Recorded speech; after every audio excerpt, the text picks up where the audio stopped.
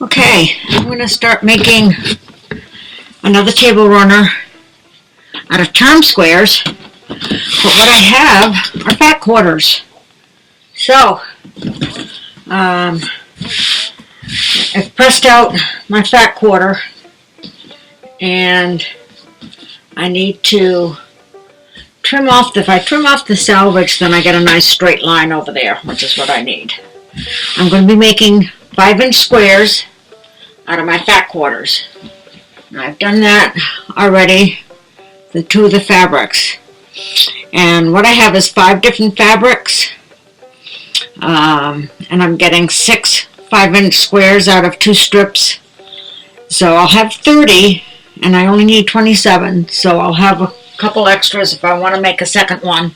And leftover fabric. It's a good chunk of fabric left from the fat quarter. So I'm going to cut off my salvage right there. And I'm going to flip this over. It's where my long ruler helps. And I might have to take that to Georgia as well. Try not to take too much, but some of these things really come in handy, and the long ruler is one of them. So with this ruler, I think if I'm in this, it's got a 5-inch mark here. It's a 6-inch wide ruler. So all I need to do is to line up the edge with the 5 inches and line up this edge along the edge of the fabric, bottom edge of the fabric. So I will be doing 2 strips right there, 5 inches. So there's my first strip. And right there, it's my second strip. So I still have this much left of the fat quarter. And I have, this was a package of 8 fat quarters.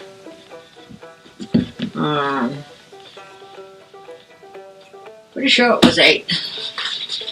It is like this one is 1, 2, 3, 4, 5, 6, 7, 8. Yeah, this one does have duplicates of 4 fabrics. This one didn't. I don't think. So anyway, that's my leftover. And now I'm going to take my 2 strips, line them up over here.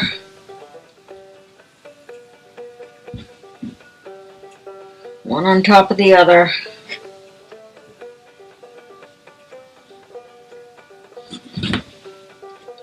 That right there.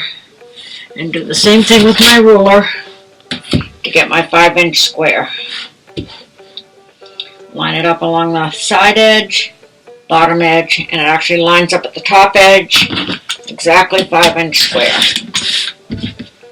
So that's 2. 4. And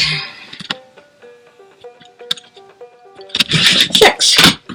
That's my waist. So, that's 3 of the fat quarters done. And I have 2 more to press and cut. And I'll be able to place my squares. So I'll be back when these are done. Okay. So now we have our charm squares. And we get to lay them out.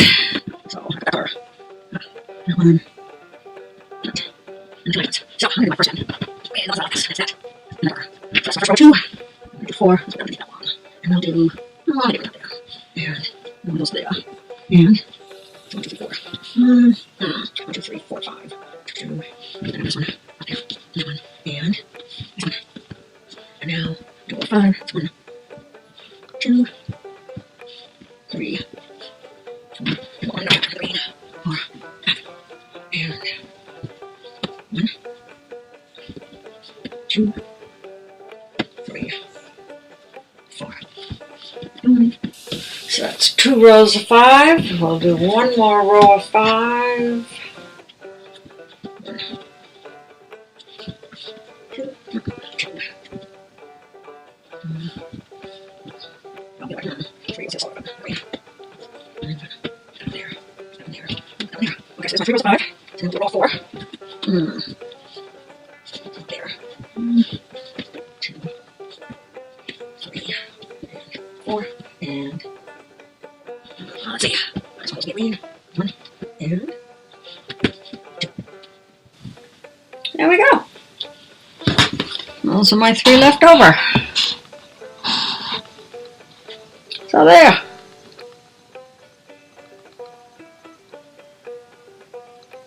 I really like these. I think that looks okay. Don't you? Yeah. Alright. Next step is just sewing them together. All my blocks are sewn together in my rows. So now I'm just pressing the seam in the opposite direction. The seam is going this way. So the seam will go that way. So that my seams can nest, as Jenny would say. Jenny Doan, Missouri Star Quilt, my idol. So that one's that way. This one's this way. This one's gonna go that way. So I take it over the ironing board and I'll press the seams. I'll be sewing my rows together, and top will be together. It goes together really fast. So then the work begins.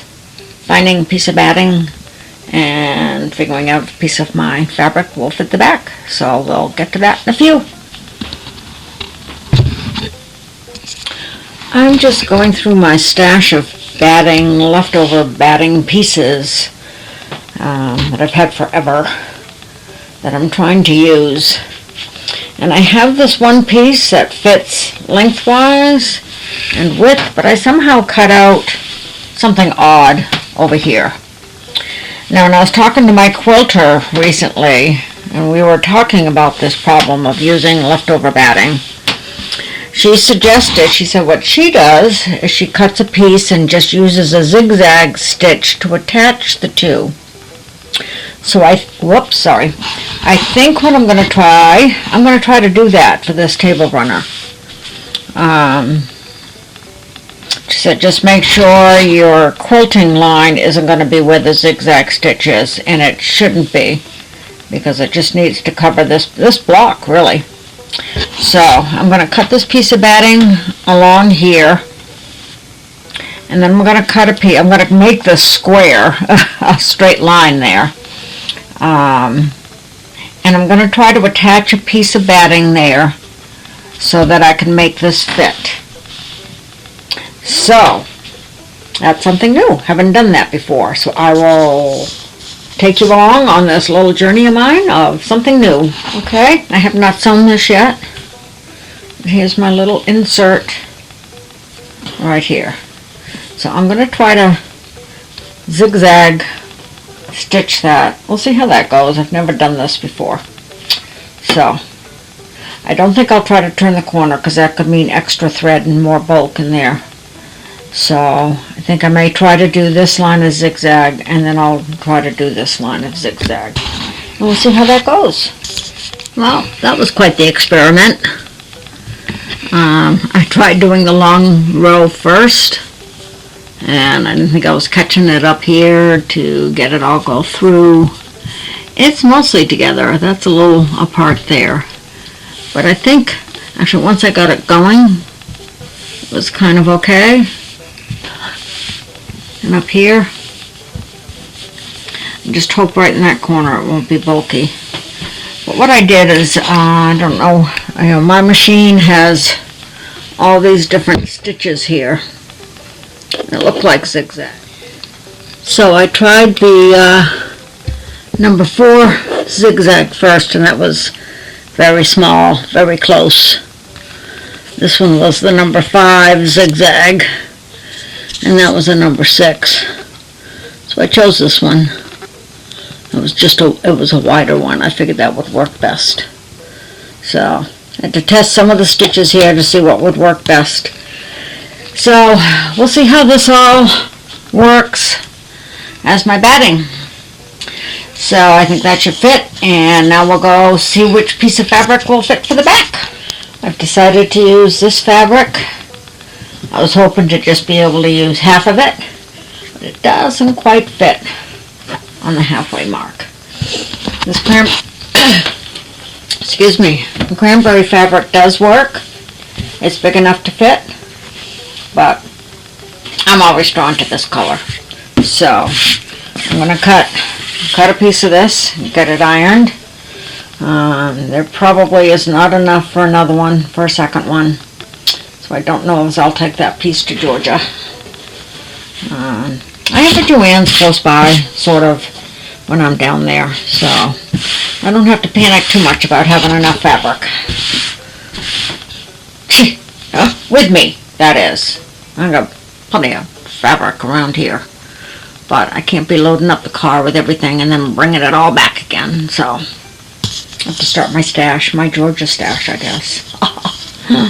Yes, anyway, onwards and upwards. Cut the piece, get it ironed, get this place together. Okay, it's ready to sew together. Again, the layering is the batting. And then the backing, right side up. And the top, right side down. This will be my opening for turning it right side out. And we'll sew around all the edges. Turn it right side out and get it quilted.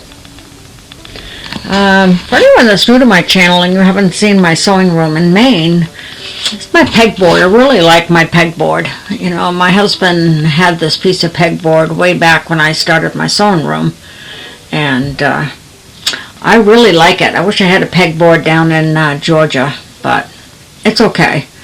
You know, it's just with all these things, you know, I can hang my rulers up. I have my squares over there, which I have in the bag to take. Some other things. I'd made this little pocket thing, and so I have, have some little things in there, and have my cutters and my scissors and other templates up there. Yeah, I've accumulated lots of stuff in my sewing room. It's my rack of threads. Certainly really like having that. And this is an old sewing table, actually. This doesn't open on the top, but it's got a drawer here. And then look at that.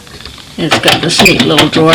There are my pins that I've been looking for. They're right here. Oh my goodness. I've got some other pins that are just not sharp. Oh my goodness, I was wondering what I did with those. I'm glad I'm showing you my drawer, because I just found what I needed. Oh.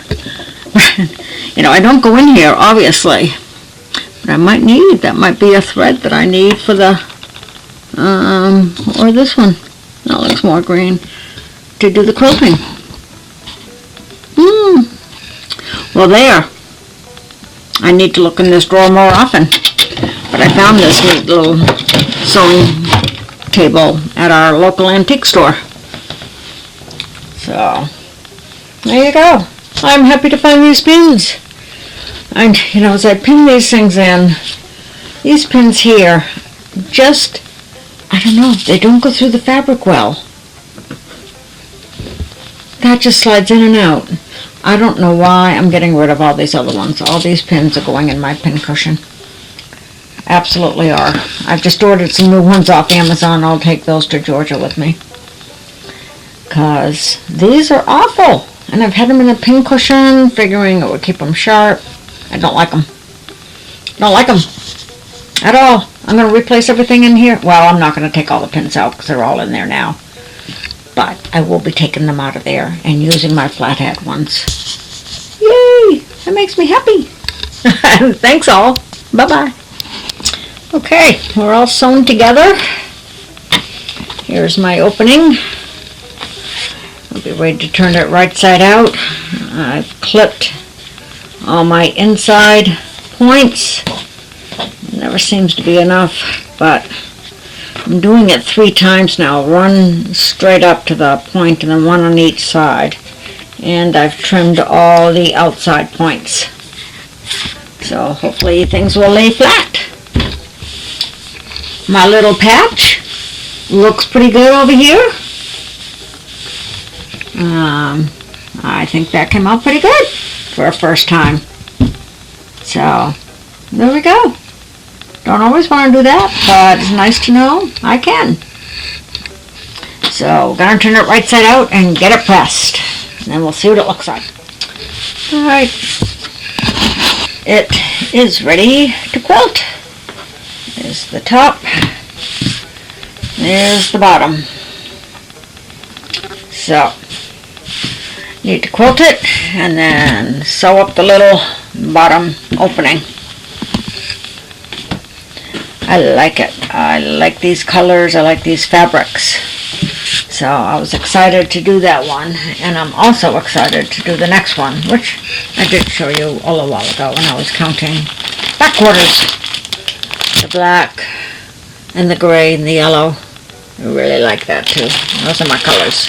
What are my colors? I like all color. I like color. So, off for the quilting. And again, as I showed in my last one, let's start here. Go to here. Go to there. Go across the top. Across the top. Back that way. And back the other side. And then I do the same thing at the other end, starting in the middle. And it takes me all the way down and back again. Pretty cool! Yay! And just like that, it's done! Yay! There's the back. Oh. Alright, if I can get one more of these made before I go to Georgia, I'll be happy. Happy, happy. So, there we go. Glad to get one of these done. That really didn't take long at all. It was only a matter of, I don't know, a few hours. Certainly within today. It's done. So, there we go. Yay!